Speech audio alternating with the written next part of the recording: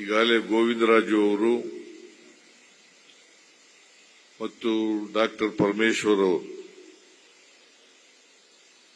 ಮಾತನಾಡಿ ಕೆಲವು ವಿಚಾರಗಳನ್ನು ತಿಳಿಸಿದ್ದಾರೆ. ಡಾಕ್ಟರ್ ಪರಮೇಶ್ವರ್ ಅವರು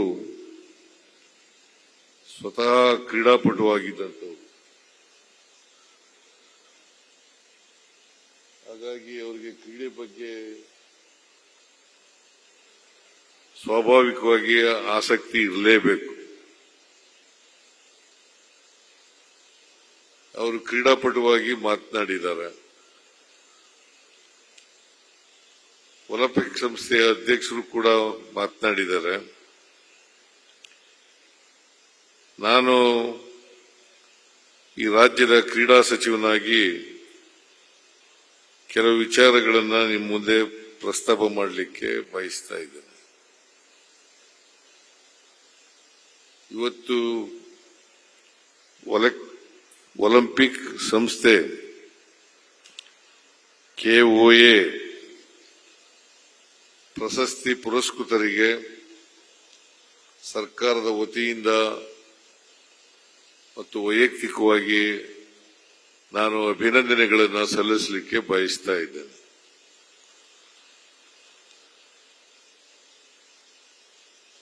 ಅವರಿಗೆಲ್ಲರಿಗೂ ಕೂಡ ಒಳ್ಳೆಯದಾಗಲಿ,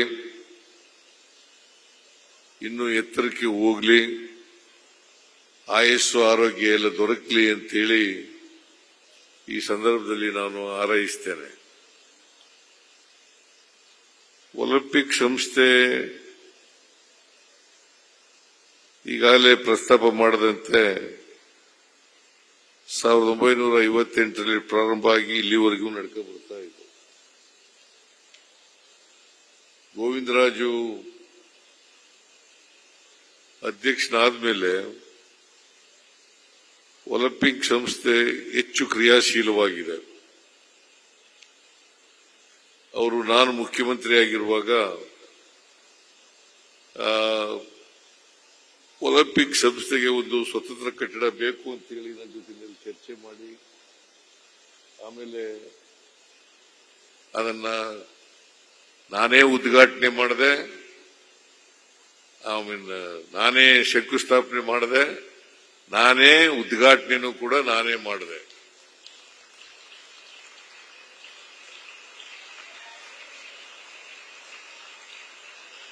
ಬಹಳ ಸುಂದರವಾದಂತ ವಿಶಾಲವಾದಂತ ಕಟ್ಟಡವನ್ನ ಕಟ್ಟಿದ್ದಾರೆ.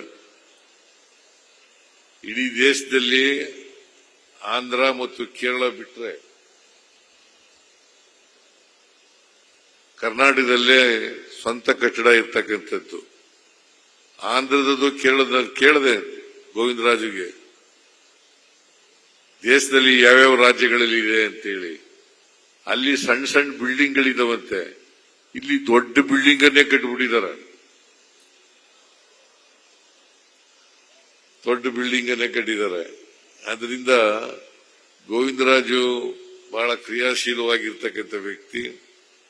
ಮತ್ತೆ ಒಲಿಂಪಿಕ್ ಸಂಸ್ಥೆ ಎಲ್ಲ ಕ್ರೀಡೆಗಳನ್ನ ಉತ್ತೇಜನ ಮಾಡತಕ್ಕಂಥ ಒಂದು ಸಂಸ್ಥೆ. ಹಾಗಾಗಿ ಕ್ರೀಡೆ ಕರ್ನಾಟಕದಲ್ಲಿ ಬೆಳೀತಾ ಇದೆ ಅಂತಕ್ಕಂಥ ಮಾತುಗಳನ್ನ ಹೇಳಲಿಕ್ಕೆ ಬಯಸ್ತಾ ಇದ್ದೇನೆ. ನಮ್ಮ ಸರ್ಕಾರ ಕ್ರೀಡೆಗೆ ಬಹಳ ಒತ್ತನ್ನ ಕೊಡ್ತಾ ಇದೆ. ನಾನು ಈಗಾಗಲೇ ಘೋಷಣೆ ಮಾಡಿದ್ದೀನಿ, ಒಲಿಂಪಿಕ್ ಗೇಮ್ಸ್ನಲ್ಲಿ ಚಿನ್ನ ಗೆದ್ರೆ 6 ಕೋಟಿ ರೂಪಾಯಿಗಳನ್ನ ಕೊಡ್ತೇನೆ ಅಂತಕ್ಕಂಥ ಮಾತುಗಳನ್ನ ಹೇಳಿದ್ದೇನೆ. ಕರ್ನಾಟಕದವರು ಒಲಿಂಪಿಕ್ ಗೇಮ್ಸ್ನಲ್ಲಿ ಸುಮೀರಪ್ಪ ಒಲಿಂಪಿಕ್ ಗೇಮ್ಸ್ನಲ್ಲಿ ಚಿನ್ನ ಗೆದ್ರೆ 6 ಕೋಟಿ, ಬೆಳ್ಳಿ ಗೆದ್ರೆ 4 ಕೋಟಿ, ಆಮೇಲೆ ಬ್ರಾಂಜ್ ಗೆದ್ರೆ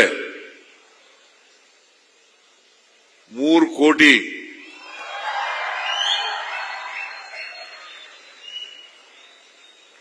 ಇದು ಉದ್ದೇಶ ಏನಪ್ಪಾ ಅಂತಂದ್ರೆ ಕರ್ನಾಟಕದವರು ಯಾರಾದರೂ ಚಿನ್ನ ಗೆಲ್ಲಿ, ಬೆಳ್ಳಿ ಗೆಲ್ಲಿ, ಬ್ರಾಂಜ್ ಗೆಲ್ಲಿ ಅಂತಕ್ಕಂಥ ಉದ್ದೇಶದಿಂದ ಇದನ್ನ ಮಾಡಿರ್ತಕ್ಕಂಥದ್ದು ಸಾಧ್ಯ ಇದೆ. ಆದರೆ ಕಠಿಣವಾದಂತಹ ಶ್ರಮ ಮಾಡಬೇಕು, ತರಬೇತಿ ಕೂಡ ಮಾಡಬೇಕು.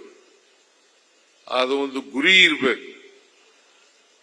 ಗುರಿ, ತರಬೇತಿ, ಅದಕ್ಕೆ ಬೇಕಾದಂತ ಶ್ರದ್ಧೆ ಇದ್ರೆ ಕರ್ನಾಟಕದವರು ಒಲಿಂಪಿಕ್ ಗೇಮ್ಸ್ನಲ್ಲಿ ಚಿನ್ನ ಗೆಲ್ಲಲಿಕ್ಕೆ ಸುಲಭ ಆಗ್ತದೆ ಅಂತಕ್ಕಂಥ ಮಾತುಗಳನ್ನ ಹೇಳಲಿಕ್ಕೆ ಬಯಸ್ತೇನೆ. ನಾನು ನಮ್ಮ ಕರ್ನಾಟಕದವರು ಚಿನ್ನ ಗೆಲ್ಲೇಬೇಕು ಅಂತಕ್ಕಂಥ ಉದ್ದೇಶದಿಂದ ಕಾಯ್ತಾ ಇದ್ದೇನೆ. ನಾನು ಸರ್ಕಾರದಿಂದ 6 ಕೋಟಿ ರೂಪಾಯಿ ಇನ್ನೂ ಬೇಕಾದ್ರೆ ಹೆಚ್ಚಾಗಿ ಕೊಡ್ತೀನಿ.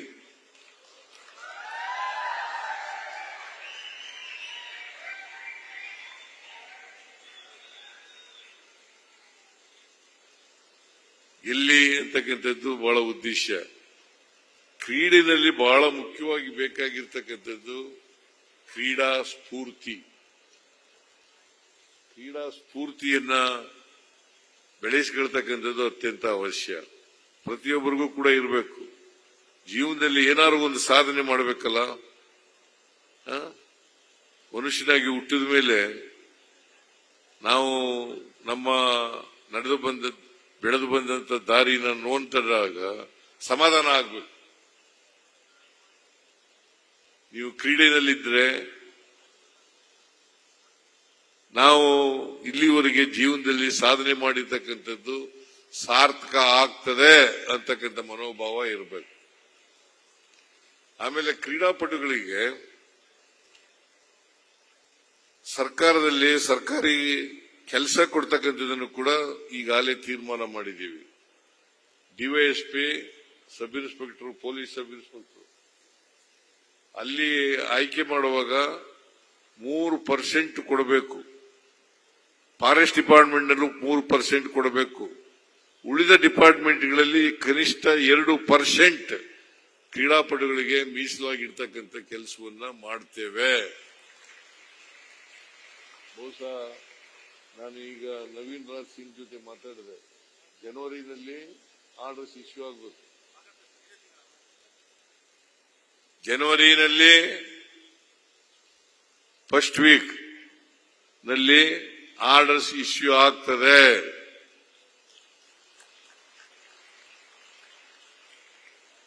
ಅದರಿಂದ ಹೆಚ್ಚು ಹೆಚ್ಚು ಜನರು ಕ್ರೀಡೆಯಲ್ಲಿ ಪಾಲ್ಗೊಳ್ತಕ್ಕಂಥ ಕೆಲಸವನ್ನ ಮಾಡಬೇಕು ಅಂತಕ್ಕಂಥ ಮಾತುಗಳನ್ನ ಹೇಳಿ ಮತ್ತೊಮ್ಮೆ ಇವತ್ತಿನ ಎಲ್ಲ ವಿಜೇತರಿಗೆ ಅಭಿನಂದನೆಗಳನ್ನ ಹೇಳಿ ಅವರಿಗೆ ಇನ್ನೂ ಎತ್ತರಕ್ಕೆ ಬೆಳೀಲಿ ಕ್ರೀಡೆಯಲ್ಲಿ ಅಂತಕ್ಕಂಥ ಆರೈಕೆಯನ್ನು ಮಾಡಿ ನನ್ನ ಮಾತುಗಳನ್ನು ಮುಗಿಸ್ತೇನೆ. ಜೈ ಹಿಂದ್, ಜೈ ಕರ್ನಾಟಕ. ನ್ಯೂಸ್ ಫಸ್ಟ್ ನಿರ್ಭೀತಿಯಿಂದ ನಿಮ್ಮ ಪರವಾಗಿ.